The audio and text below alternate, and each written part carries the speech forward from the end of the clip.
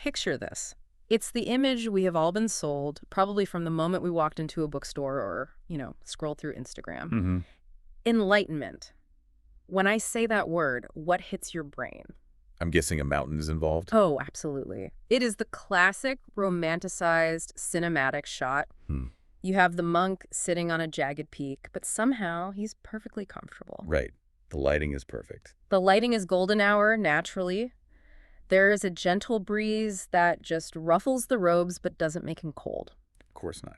And internally, it is total, uninterrupted bliss. It is the feeling of finally finding your true self, wrapping yourself in a warm, fuzzy blanket of cosmic peace. It's the ultimate goal, right? It's the happy ending to the movie of the human struggle. Exactly. It's the end of the line. But it is a beautiful image. It is a beautiful image. It sells a lot of yoga mats and meditation apps.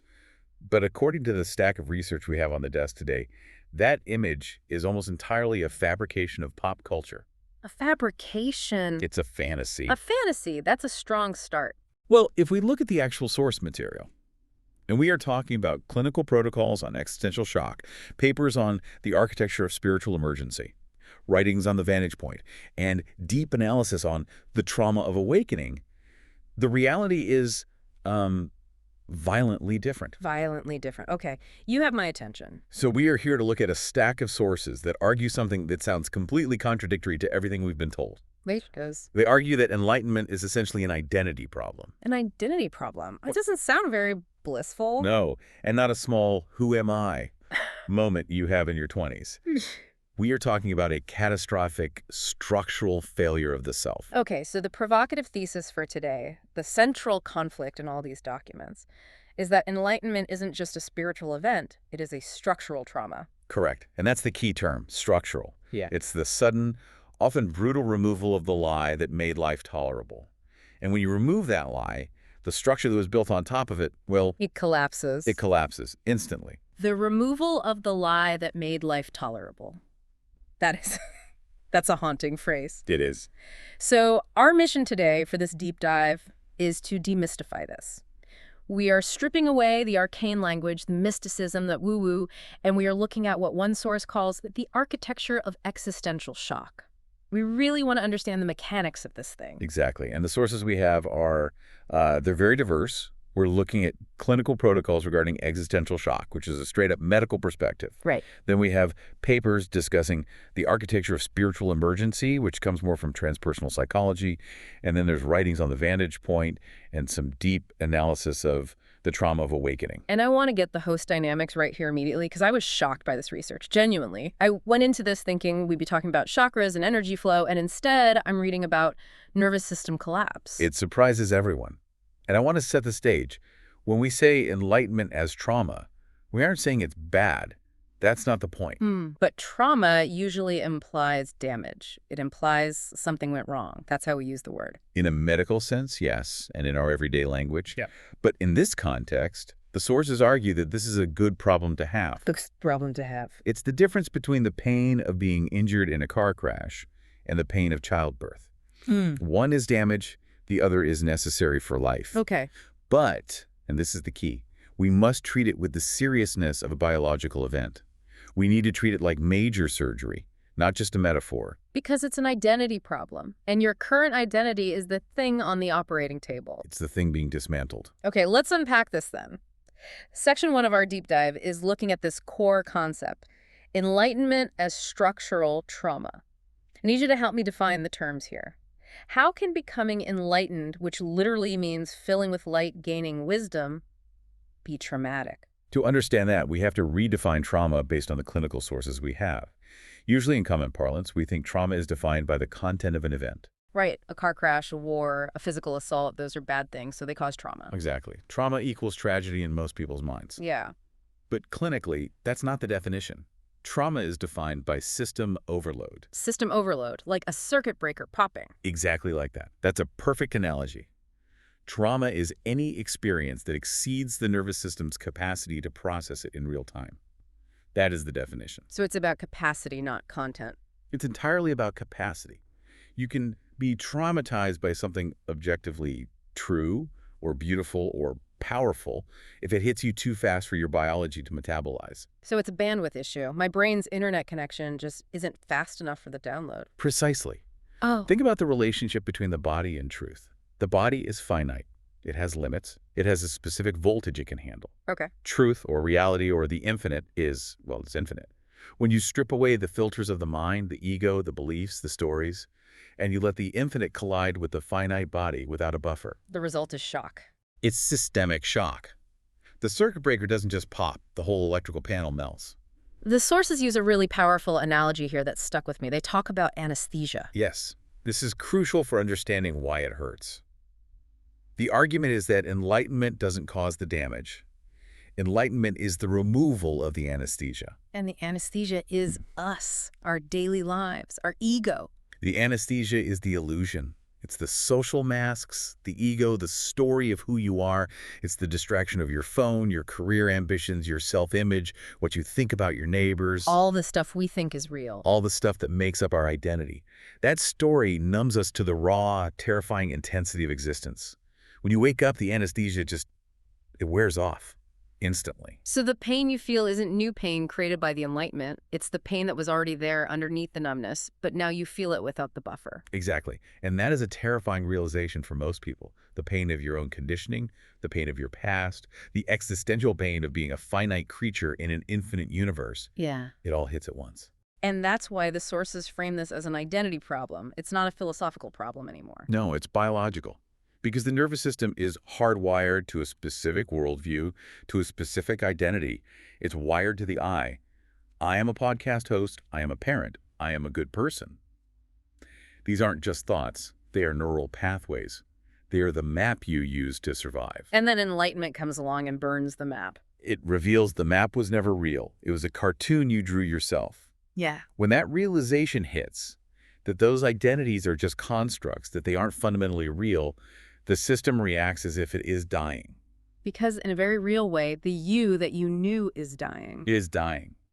Your body is experiencing the death of its central organizing principle. It's like seeing the Matrix code, but your body is still stuck in the chair. And your body starts screaming because its interface with reality just dissolved. It doesn't know how to operate anymore. It has no instructions. This leads us directly into the second part of our dive, which is the taxonomy of identity injuries. And I have to say, this was the part of the reading that really blew my mind. It's a huge shift in perspective. Because the sources take traditional mental illnesses, things we find in the DSM, things we pathologize, and they relabel them. They recontextualize them not as pathologies, but as identity injuries. This is a massive paradigm shift. The sources argue that we shouldn't look at these conditions as, some kind of biological brokenness or a chemical imbalance. Which is the standard model. It is. Instead, they say we should see them as belief collapses that the nervous system hasn't integrated yet. Let's start with PTSD, for example. Right. Traditionally, PTSD is post-traumatic stress disorder. We associate it with fear, flashbacks, usually from a specific violent event like combat or an assault. But the source argues the core injury of PTSD isn't just fear. It's the collapse of a meaningful world. The collapse of a meaningful world. Say more about that. The core injury is a cognitive one. The world is no longer safe or meaningful. The map has been shattered. The veteran believed in a world with certain rules, and then combat showed them a world with no rules. The nervous system stays in threat mode because the map it used to navigate life has been proven to be a lie. So they don't know where they are anymore. They're perpetually lost. Exactly. The terror comes from being mapeless. So in the context of enlightenment, you haven't been to war, but you've seen the fundamental emptiness of your own ego. And that causes the same collapse of meaning. Yes. Your internal world has been bombed out. The you that you thought was navigating everything is gone. The nervous system doesn't know the difference between an external threat that shatters your worldview and an internal realization that does the same thing. The result is the same. Hypervigilance, flashbacks to the moment of realization, a feeling of profound unsafety. That makes so much sense. Yeah. And then there's moral injury. This one feels incredibly relevant to the concept of enlightenment as an identity problem. Moral injury is a critical concept here. It's usually discussed in the context of veteran soldiers who did things they thought were for the greater good, only to come home and realize the war was based on a lie, or that their actions violated their own deepest moral code. The injury is a betrayal of what's right. It's a conscience rupture. The core wound is what I believed was good is now proven false. Or the person I thought I was, a good person, did something unforgivable. It shatters their moral identity. And the sources say enlightenment triggers this same mechanism. How? Structurally, yes. Think about it. If you spend 40 years building an ego, a career, a personality, building this entire edifice, believing that this is who you are and this is what matters. You invest your whole life in it. Your entire life force. And then you have a sudden awakening that reveals the ego is a total fabrication, that it's a fiction, that the motivations you thought were noble were actually just fear-based and self-serving. That is a profound moral injury. You realize you've been serving a false master. You realize you've been dedicating your life to a hallucination. The lie isn't a government conspiracy, it's the lie of your own personality. The structure of that shock, that feeling of betrayal, is identical to the soldier realizing the war was a lie. Wow. And that brings us to dissociation and derealization. In a clinical setting, we treat these as symptoms to be suppressed. We try to get people to reground. We treat them as checking out. We say they're not connected to reality. But in this structural view, dissociation is the mind's last-ditch effort to protect itself. Oh, so? It's the mind pulling back because reality is no longer trustworthy. If the map is wrong, if the terrain is suddenly hostile and incomprehensible, the mind detaches to survive. It's not madness, it's a safety mechanism. It's a frantic attempt to find high ground to get some perspective before re-engaging. Exactly. It's the system saying, I cannot compute this. I am shutting down non-essential programs until I can figure out the new operating system. Okay, then what about the dark night of the soul? This one always felt more poetic. It usually gets filed under poetry or mysticism, right? Yeah. Something St. John of the Cross wrote about. Yeah, not something you'd see in a clinical file. But the source defines it in starkly biological terms. It calls it identity death. Identity death. It says, and I'm quoting loosely here, the self story has died, but the nervous system hasn't caught up. It's a lag time. The software has been uninstalled, but the hardware is still trying to run the program. That causes massive friction. So you're in this limbo. You are walking around without a self to filter the world. Everything is raw. There's no narrative, no meaning, just pure, unfiltered sensory input and a deep, abiding sense of loss for a self that you now know wasn't even real. It is a profound state of despair. And narcissistic collapse. That sounds like something from a celebrity news cycle, but here it's treated as a biological threat response. It is, because we all have a degree of narcissism in the sense that we have a self-image we're trying to protect. Narcissistic collapse is when that self-image is disproven, shattered. If your survival depends on being the smart one or the successful one, and you have an experience that proves you are not, maybe you fail spectacularly, or you realize the truth of your own ignorance, the system reacts as if it's under lethal threat. It's not vanity, it's survival. For the ego, image and survival are the same thing.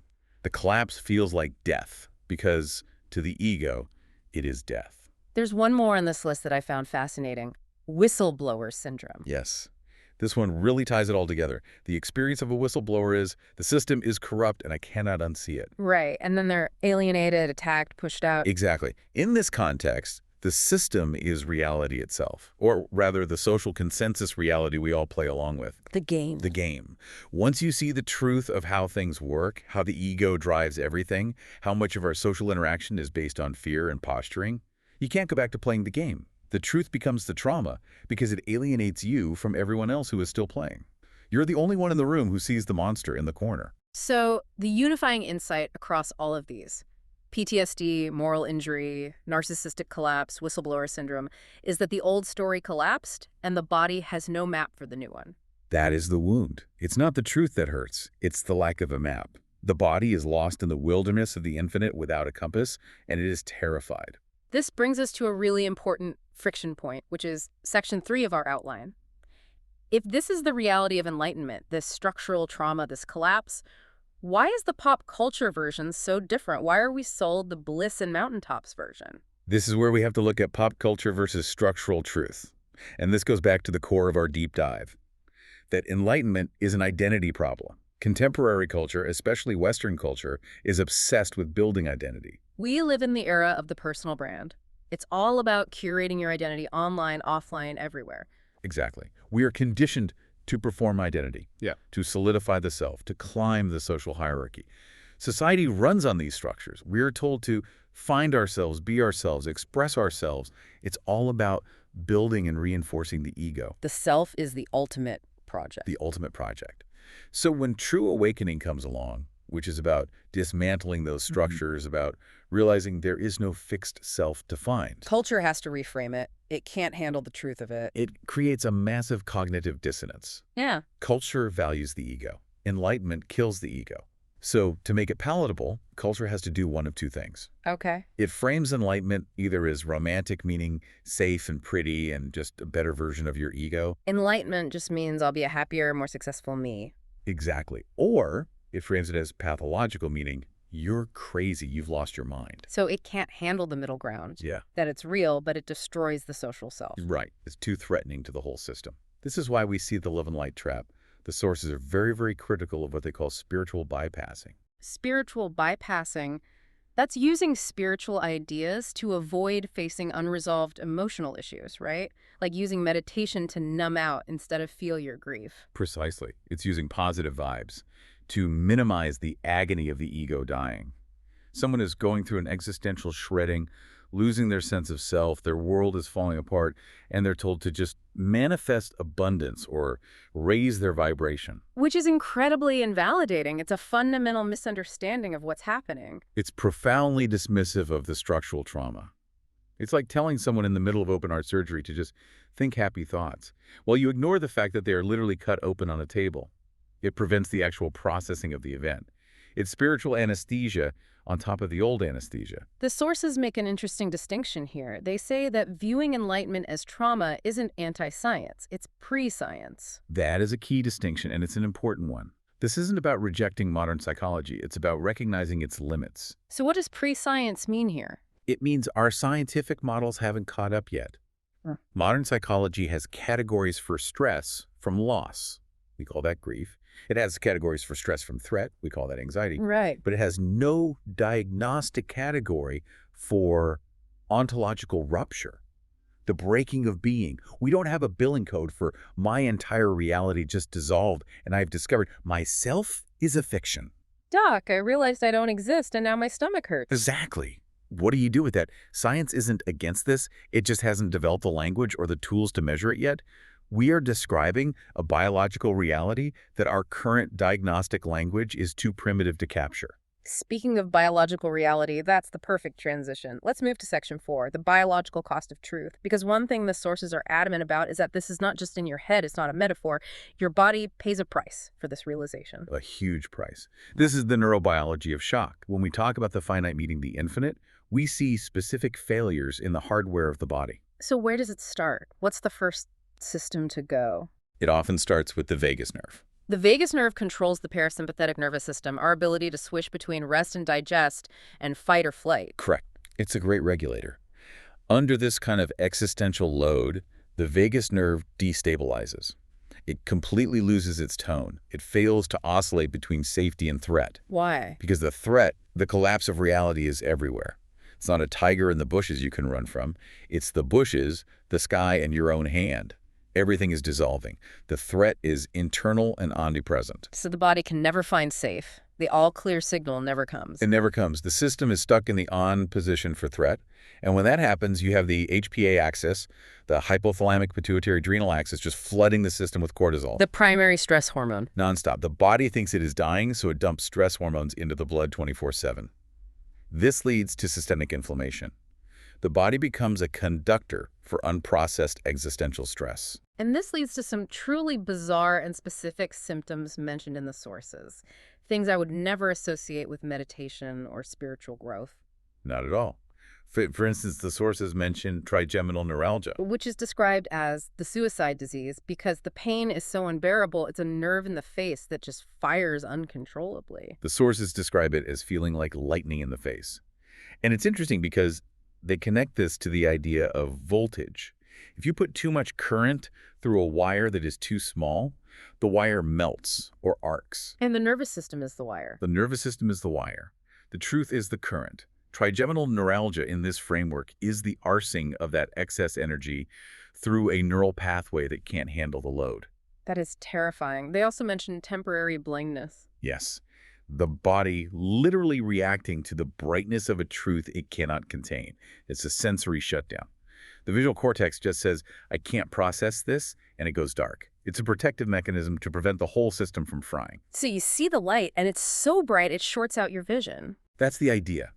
And this is where the historian in me gets excited, because the sources connect these biological symptoms to mythology and ancient texts. It's hard to ignore the parallels, isn't it? Impossible. We have stories of Zeus, the god of ultimate reality and power-wielding lightning. We have stories in the Bible of Paul at the road to Damascus. He has a revelation of the divine and what happens to him physically. He is blinded for 3 days. He's blinded by a light from heaven. For centuries, we treated these as metaphors for understanding. Oh, he saw the light. It was a figure of speech. But these sources suggest they weren't metaphors at all. They suggest these were biological descriptions. These are ancient people describing the physiological symptoms of existential overload in the only language they had. So Paul going blind wasn't a poetic device. It was a blown fuse in his visual cortex from a massive influx of truth. That is the argument. And it changes how we read all of these ancient stories. It suggests that these spiritual events have always been physical catastrophes. We just romanticize them over time. This moves us into a really nuanced part of the discussion. Section 5, the vantage point and the weaponized lens. This is about what happens after the initial shock, when you start to see clearly, but maybe not wisely. This is the concept of high ground. When someone wakes up or the anesthesia wears off, they gain a vantage point. They can see the structures of the world and the people in it with a terrifying transparency. They see the masks people wear, they see the games, the lies holding society together. Everything, with no filter. Which sounds like a superpower, doesn't it? It sounds incredible, but the sources say it comes with a massive danger. The weaponized lens. The weaponized lens. I feel like I know a few people stuck in this phase. It's very, very common. It's a developmental stage of awakening. Imagine you're a patient who has just had this realization. You have the clarity to see the truth. You can see your spouse's insecurity, your boss's narcissism, your friend's denial. You see it as clearly as you see the table in front of us. And you haven't developed the capacity to hold that with compassion yet. Exactly.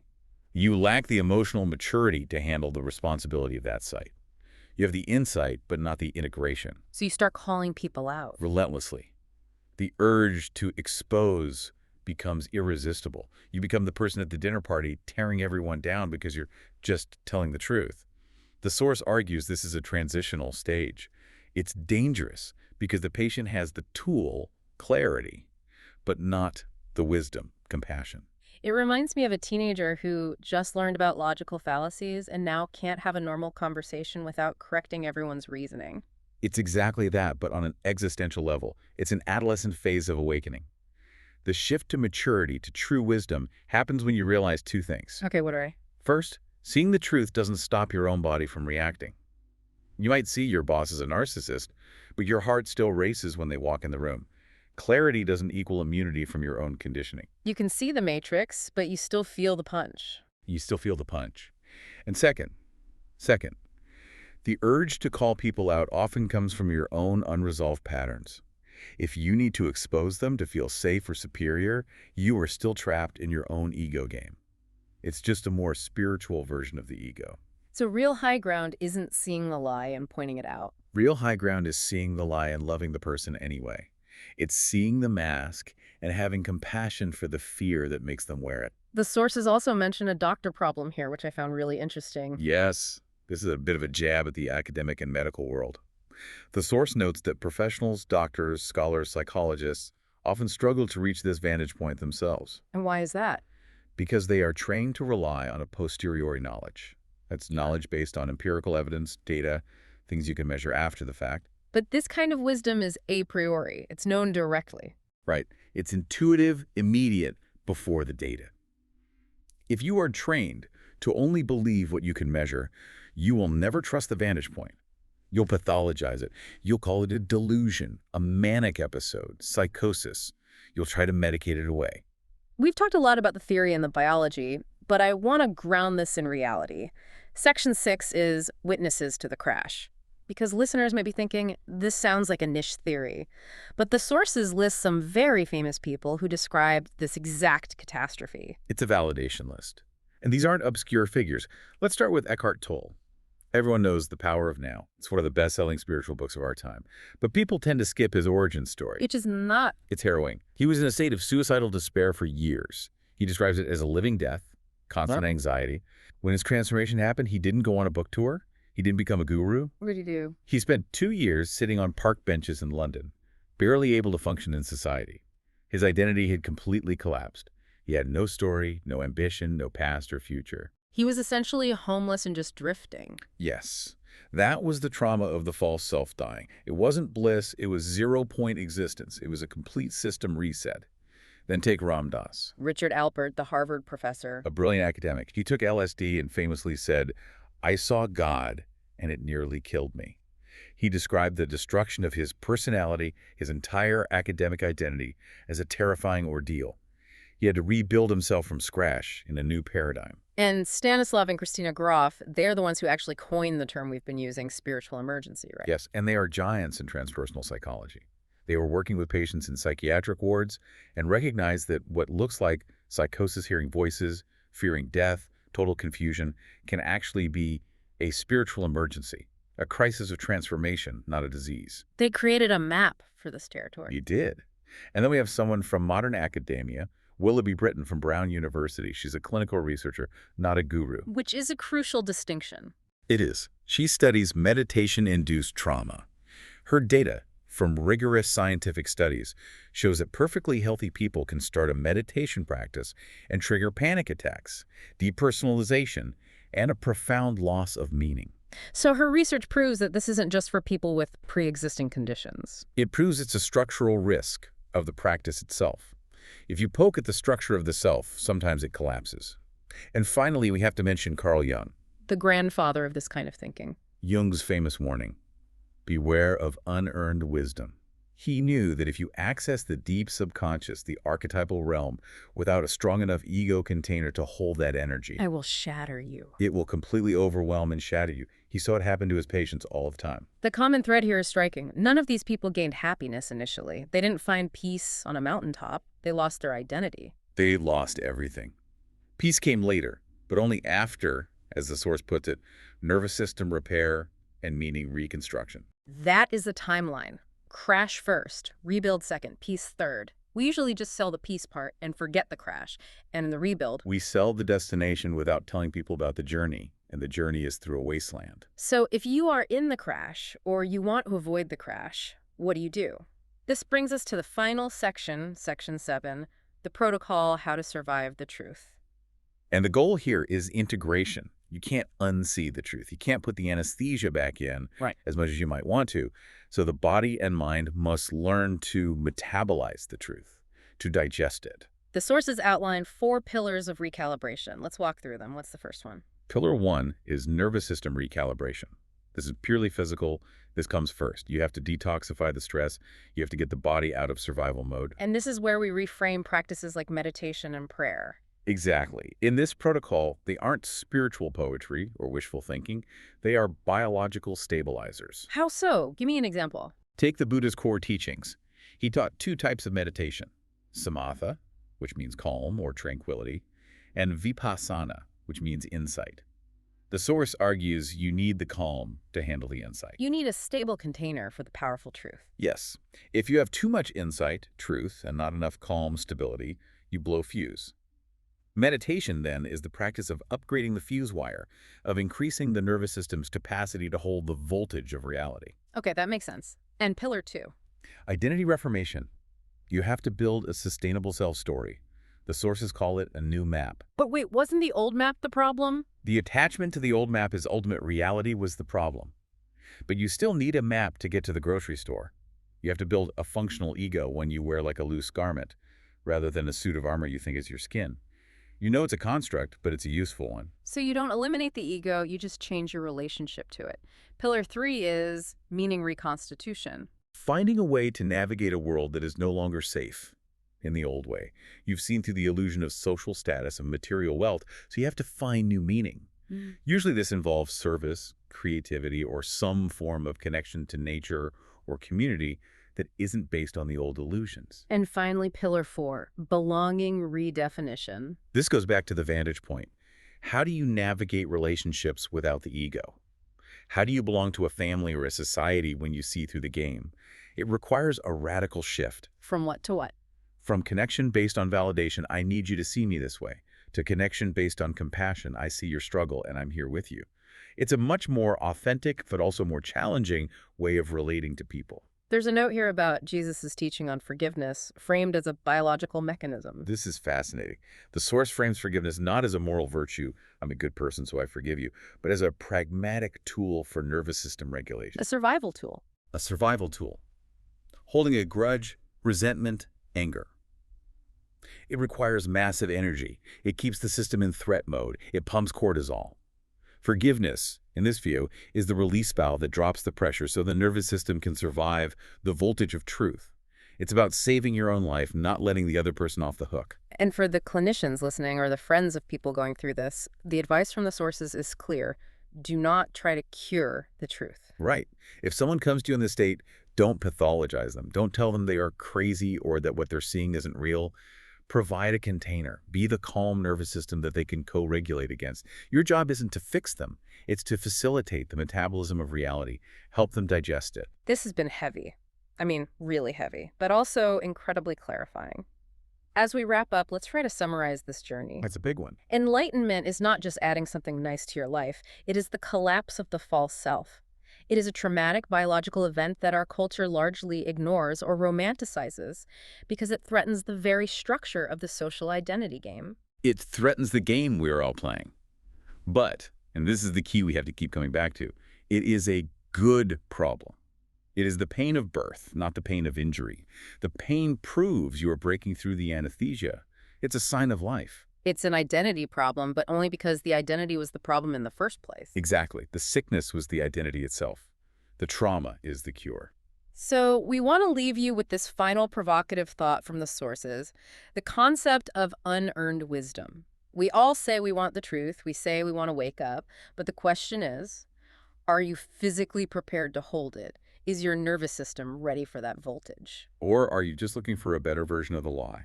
A more comfortable spiritual version of the same old ego? If you are seeking the truth, the advice from these sources is to prioritize grounding over chasing the high.